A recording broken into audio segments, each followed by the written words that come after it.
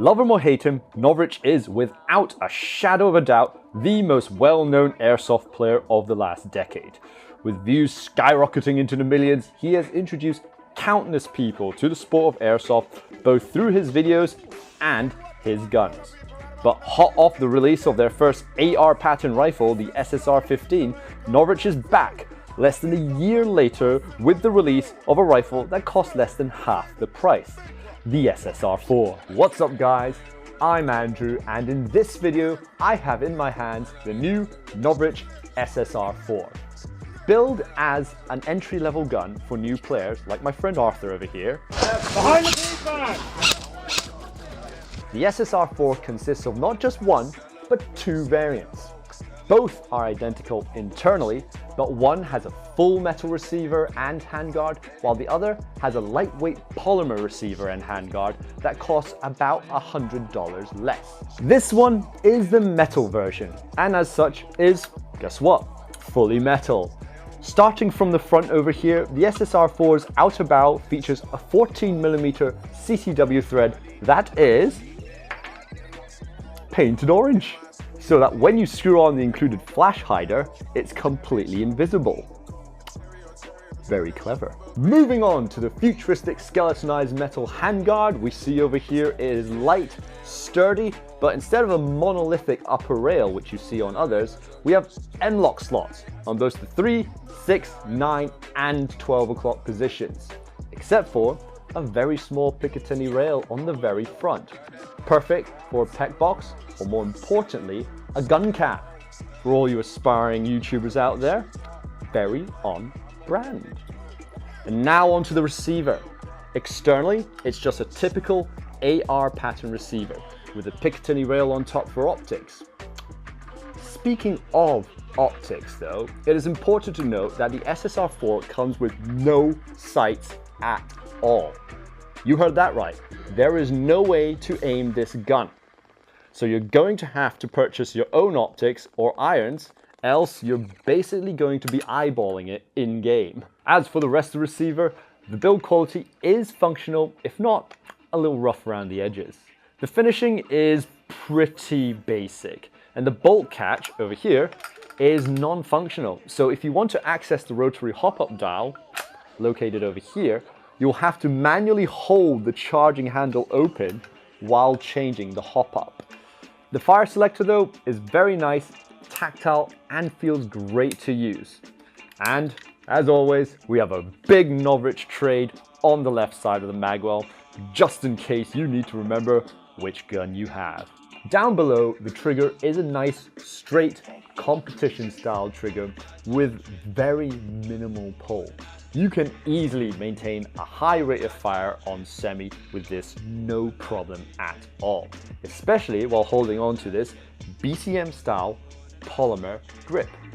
If, though, you ignore some pretty prominent mold lines on it. Though, yet again, I need to remind you, this is an entry-level gun, so we're not really expecting like VFC levels of quality over here. On to the rear, we have yet again a BCM style 4-position adjustable buttstock with QD sling mounts on the back on the stock itself and on both sides of the base of the buffer tube.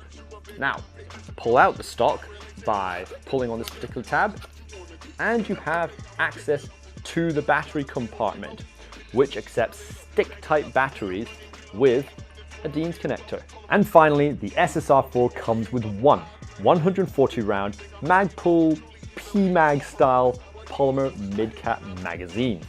It's solid, light, but it sure does have some shocking mold lines.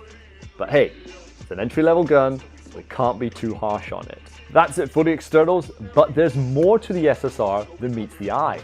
For the internals, I'll let Gambit explain to you the functions of the programmable ETU. What's up everyone, Gambit here. So today we're going to talk about how to program your SSR4, specifically how to program the ETU. It gets a bit tricky, so pay really close attention. Unfortunately, you cannot do this on a computer or through a phone app like the gate. There's also no light indicator, only audio indicator, so pay really close attention. Before that, you would want to make sure the gun is cleared, no BBs. We've already checked this beforehand. So battery's plugged in, so it fires. Now, when it comes to you, the gun's pre-configured. Semi is going to be shooting semi-auto, and at full auto position, shooting full auto. Standard. Unless you are probably in Germany, then it's going to be only semi. To program this, you need to understand that once you enter programming mode, you will hear a sequence of beeps. The first sequence is going to tell you which part of the selector you're going to be programming, or you're going to do precocking. Hear me out. First, you're going to hold the trigger down for a few seconds, then you start hearing beeps. The first beep tells you will enter programming mode for the semi position. The second beep tells you will enter programming mode for the auto position. And the third beep, well, 3 beeps, is going to tell you that you're going to be programming the precocking mode. For this video, we're not going to talk about precock. We're just going to talk about programming semi and auto position. So let's say we're trying to switch the semi mode to a binary mode, right? Let's see how I do it. First, switch semi, pull the trigger, hold it down for a few seconds until you hear a long beep. Now it enters programming mode. We want to program the semi mode to another firing mode, so we wait for the first beep. Not this one either. Here, we pull the trigger to confirm we want to edit this. Now, the first beep is going to set the semi to shoot semi-auto. The second beep is going to set semi to shoot at binary mode. That's what we want. So we wait for the second beep, hold the trigger down, and confirm. Now, if I've done correctly, at semi, I'll be shooting at binary mode now. I did it correctly. And auto should be full auto. Now, let's say I want to switch full auto to shoot 3-round bursts. This is what we do again. Go to semi, fire it once, hold it.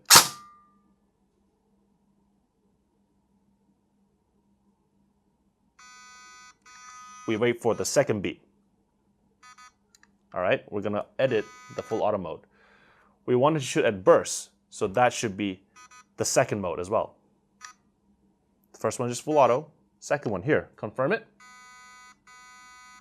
So now semi is still binary, and full auto should be 3-round burst. Now, if we want to revert this everything back to its original setting, here's what you do. First, we're going to edit the semi mode. Semi, hold it.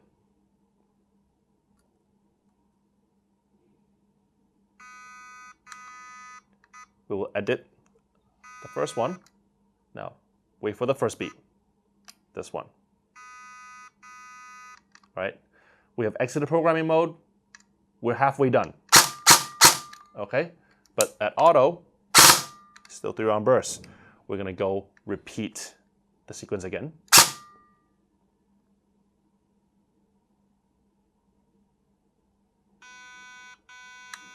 We'll wait for the second beep.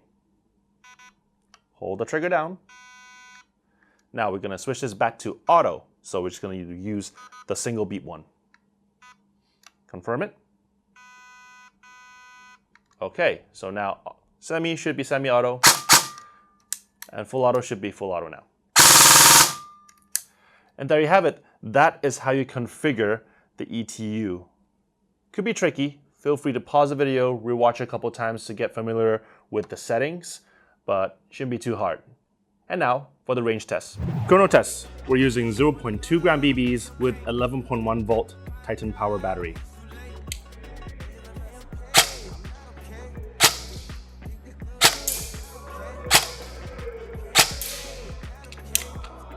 And now for the range test. Here I am yet again in landing zone on a 30-meter range, firing 0.25 gram BBs from a standing supported position. Let's check this out, shall we? Range is hot, safety off. Let's go.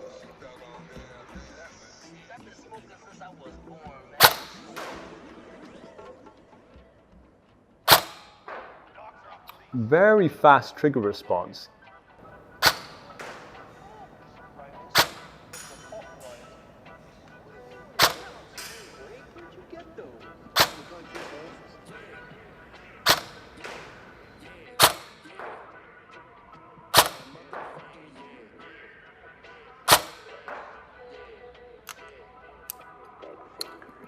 And there we go. Ultimately, shooting it feels great. Trigger response, very snappy, and it does seem to be quite accurate from my point of view. You're gonna have to go and take a look at it, but ultimately, if you are a new player, you'd be kicking ass with this gun. That's just the lowdown of it. This is not good. Oh crap, hit! But how accurate is it really? Let's go check it out and see. All right, let's take a look over here. Ooh. Interesting.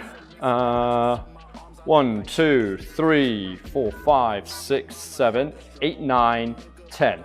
It's funny how several of them actually come in pairs, which I have no idea whether that's an issue or not. All right.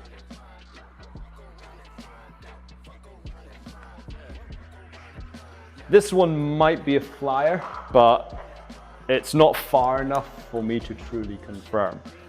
Other than that, 30 meters for bog standard AEG, that's generally all right. It's not sniper level like in some of our early videos, but skirmishability wise, that's completely fine and doable. So really impressed with that, especially the snappy trigger response. That's a really big one. It's not something you get with many of the price guns like this. So yeah, it's all right. It's all right. Let's go and see how it works in action though, shall we? Come on.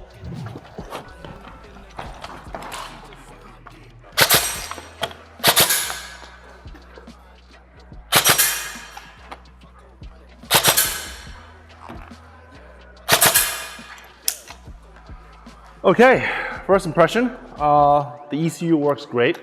It's pretty responsive.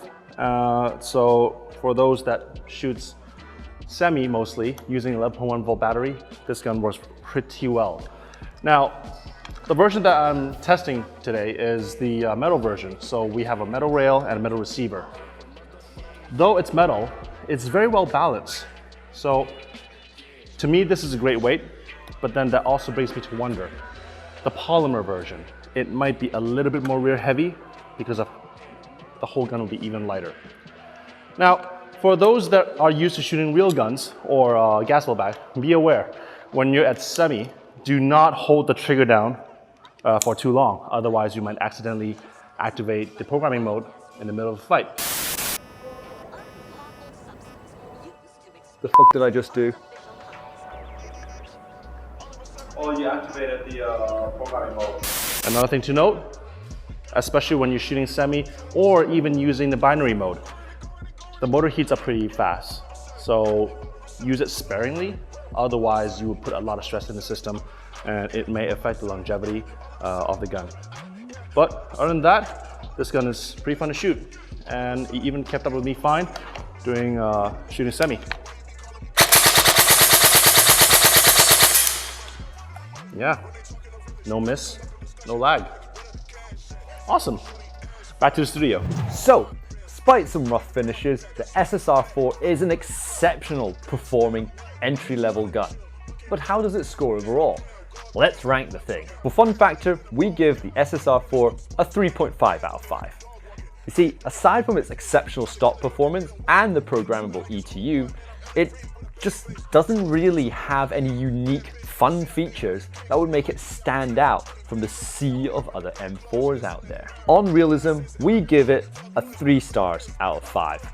Whilst this particular version is made of full metal and superficially resembles an M4, the SSR4 is obviously unlicensed, not being based on a real weapon.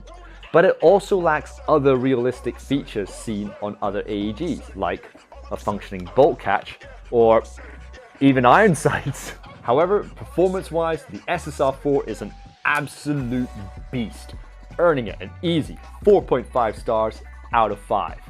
It's fast, it's accurate, and it will just reach out and hit most targets within a typical airsoft field. Novritsch wasn't kidding when he said you likely would never need to upgrade the gun.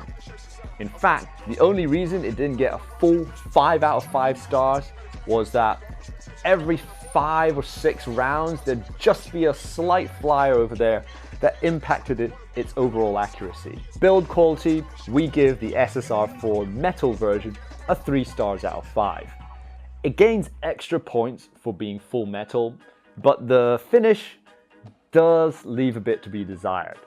Things like very obvious mold lines on the polymer bits, the bare pot metal bolt, and even the dust cover that refuses to close shows that in this particular gun, they really wanted to get the MSRP as low as possible so that newer players could afford it. Value-wise, the SSR4, despite being billed as an entry-level gun, still costs $240 for the plastic version and $320 for the metal version. Now, sure, there are plenty of guns out there like SEMA and the G&G Combat Master series that cost less, but not many of them have such good stock shooting performance and a fully fledged ETU, earning the SSR4 a 4 stars out of 5 for value. And finally, for collectability, we give the SSR4, well, 1.5 stars out of 5. This is a Novritsch gun, and an affordable one at that, which means it's gonna sell like hotcakes. You will be seeing this gun all over the place, and the only people who will be buying this for collecting are obviously hardcore Novritsch fans, who probably be quite happy about the price. Overall, we give the Novritsch SSR4 a solid 3.5 stars out of 5. It isn't going to reinvent the wheel, but you need to understand that it was never supposed to. Remember that the purpose of the SSR4 is to be a competitive entry-level gun for new players, just starting out, and frankly it succeeds at that role beautifully, which can only be a good thing, as we all want this sport to grow and people to have fun, which is ultimately what truly matters. So let's hand it over to you guys. What are your thoughts on the Novritsch SSR4? Let us know in the comments section below. Don't forget to like and subscribe for more, and for these cool products and many more, visit us at www.redwolfairsoft.com. This is Andrew, _Flood, out.